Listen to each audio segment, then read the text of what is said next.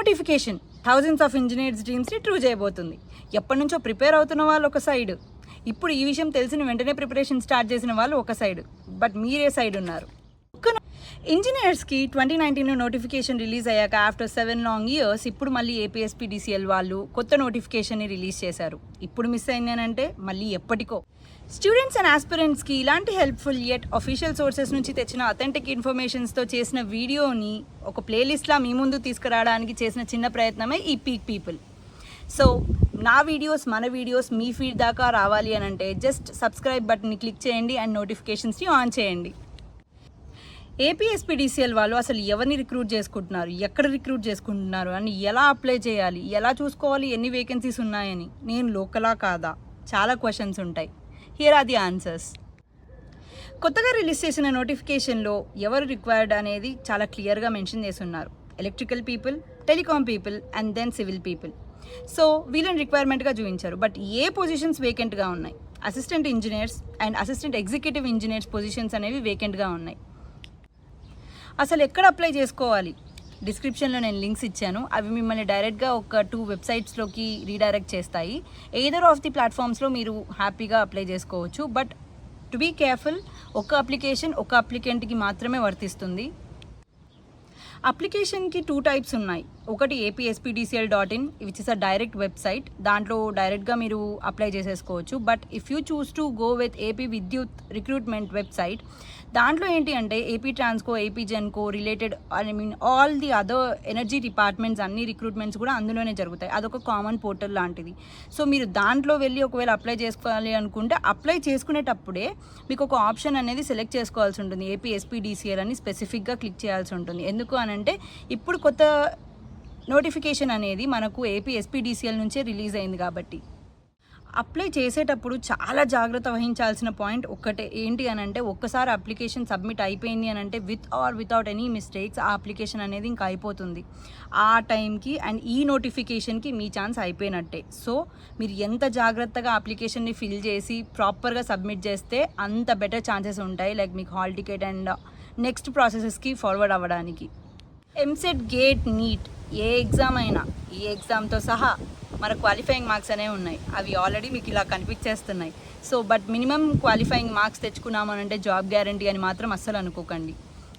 Job సెలెక్షన్లో చాలా పారామీటర్స్ని కన్సిడర్ చేస్తారు, విచ్ ఇంక్లూడ్స్ మీ మెరిట్ ఎంత, మీరు లోకలేటా కాదా, మీ రిజర్వేషన్ ఏంటి, అండ్ జాబ్ వేకెన్సీస్ ఆ పర్టికులర్ లొకేషన్లో ఎన్ని ఉన్నాయి, ఇలా చాలా పారామీటర్స్ని కన్సిడర్ చేస్తారు.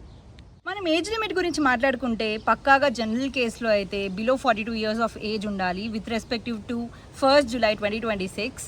బట్ ఇఫ్ మీరు SC, BC, ST or EWS categories అయితే 47 ఇయర్స్ వరకు ఎక్స్టెండ్ చేసుకోవచ్చు. But with any physical disability అలా ఏదైనా ఉంది అని అంటే 52 ఇయర్స్ వరకు కూడా ఎక్స్టెండ్ చేసుకోవచ్చు.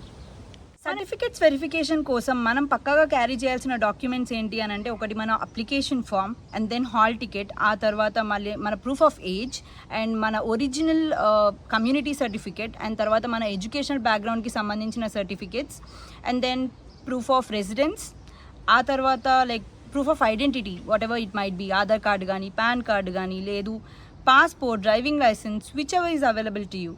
క్యాండిడేట్స్ ఎవరైతే బైఫర్కేషన్ టైంలో తెలంగాణ నుంచి ఆంధ్రప్రదేశ్కి మైగ్రేట్ అయి ఉంటారో in between 1 June 2014 to 2 June 2024, వాళ్ళు లోకల్ స్టేటస్ సర్టిఫికేట్ అనేది ప్రొవైడ్ చేయాల్సి ఉంటుంది according to the AP government rules. So that verification అప్పుడు బాగా యూజ్ అవుతుంది ఈ పాయింట్. జాబ్ వచ్చిన ఫస్ట్ 5 ఇయర్స్లో ఆపరేషన్స్ అండ్ అడ్మినిస్ట్రేషన్స్ రిక్వైర్మెంట్స్ని బట్టి మీ జాబ్ ప్లేస్మెంట్స్ అనేవి ఫిక్స్డ్గా ఉంటాయి, విచ్ మీన్స్ అవి రూరల్ ప్లేసెస్ అవ్వచ్చు, రిమోట్ ఏరియాస్ కూడా అవ్వచ్చు.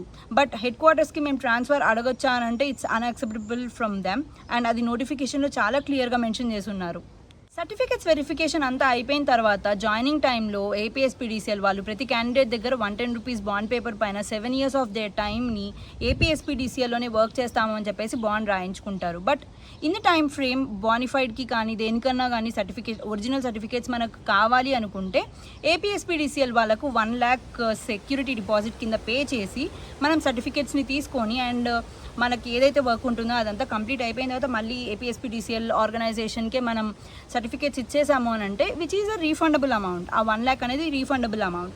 కానీ ఈ ఫస్ట్ 7 years ఆఫ్ టైం ఫ్రేమ్లో ఫస్ట్ 2 years అనేది ప్రొబేషన్కి ఎలాగో వెళ్ళిపోతుంది. After that 5 years.